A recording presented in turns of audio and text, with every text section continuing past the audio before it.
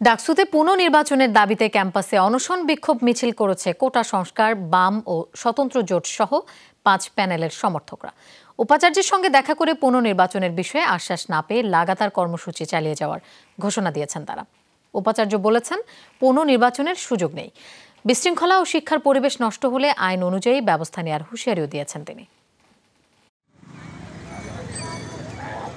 ডাকসুর পুনর্নির্বাচনের দাবিতে রাজু ভাস্কর্যের সামনে অনশনে 6 শিক্ষার্থী। বুধবার তাদের সঙ্গে যোগ দেয় আরও অনেকে। সংহতিও জানায় অনেক শিক্ষার্থী। অভিভাবক তুল্য শিক্ষকরা সংশ্লিষ্ট হয়ে একটা ভোট ডাকাতির নির্বাচন অনুষ্ঠিত করলো। প্রশাসনের কাছে আমরা একটা খেলার পুতুল, ওই জায়গা থেকে মনে হচ্ছে এটা আমাদের কাজ করার শেষ জায়গা, আর কোনো উপায় নাই, এই কারণে আমরা বসেছি। ইলেকশনটা তো সুষ্ঠু হইতে হবে।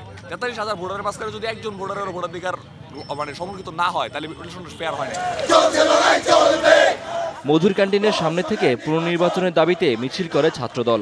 ক্যাম্পাসের বিভিন্ন সড়ক প্রদক্ষিণ করে তারা। নির্বাচনের ফলাফল বাতিল করে দ্রুত পুনরায় নির্বাচনের দাবি করে তারা। এদিন দুপুরে রাজু ভাস্কর্যের সামনে আসেন পুনর্নির্বাচনের দাবিতে আন্দোলনরত 5টি প্যানেলের প্রার্থীরা। বিক্ষোভকারীরা বলেন, ডাকসু নির্বাচনে ব্যাপক অনিয়ম হয়েছে, যার প্রমাণ প্রশাসনকে দেয়া হয়েছে। মিছিল নিয়ে উপাচার্যের কার্যালয়ে যান তারা। ভিসি কার্যালয়ের সামনে বসে পড়েন আন্দোলনকারীরা। আর নবনির্বাচিত ভিপি নুরুল হক নুরুকে নিয়ে 5 প্যানেলের 10 শিক্ষার্থী দেখা করেন উপাচার্যের সঙ্গে। বৈঠক শেষে বেরিয়ে এসে আন্দোলন চালিয়ে যাওয়ার ঘোষণা দেন তারা। আগামী 3 দিনের মধ্যে যদি এই নির্বাচনকে বাতিল করে পুনঃ তফসিল দেওয়া না হয় এবং একই সঙ্গে এই নির্বাচন পরিচালনার সঙ্গে যারা জড়িত ছিল গুরুত্বপূর্ণ পদে, তারা যদি পদত্যাগ করে নতুন পুনঃ তফসিল দেওয়া না হয়, আমরা ঢাকা বিশ্ববিদ্যালয়কে অচল করে দিতে বাধ্য হব। আমরা এরপরে কঠোর আন্দোলনে যাব এবং যারা ছাত্রদের অধিকার নিশ্চিত করতে পারছে না, তাদের বিরুদ্ধে কঠোর ব্যবস্থা নিতে হবে। শিক্ষার্থীদের পুনঃতফসিলের দাবির ব্যাপারে উপাচার্য সরাসরি কোনো জবাব দেননি। বলেছেন, পুনর্নির্বাচন দিলে শিক্ষকদের শ্রম, আন্তরিকতা ও ত্যাগকে অবমূল্যায়ন করা হবে। একই সঙ্গে বিশৃঙ্খলা তৈরি হলে আইনি ব্যবস্থার প্রচ্ছন্ন হুঁশিয়ারি দেন তিনি। এখানে কেউ কোনোভাবে বিশৃঙ্খলা, অশান্ত করার প্রয়াস নিলে সেগুলো কোনো ক্রমেই বিশ্ববিদ্যালয় সহ্য করবে না এবং সকলকে সেই বিষয়ে যত্নশীল থাকার জন্য অনুরোধ করেছি।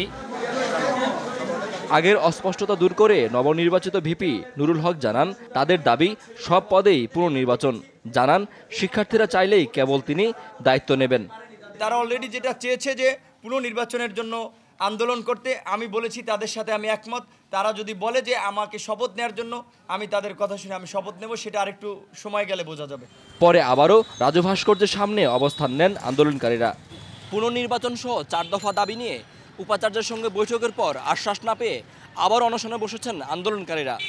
তবে আন্দোলনের হুমকি যাই হোক, নুরুল হক ভিপি হিসাবে দায়িত্ব গ্রহণ করবেন কি করবেন না, তার উপর নির্ভর করছে আন্দোলনের ভবিষ্যৎ, এটা স্পষ্ট। শাকিল হাসান, যমুনা নিউজ, ঢাকা।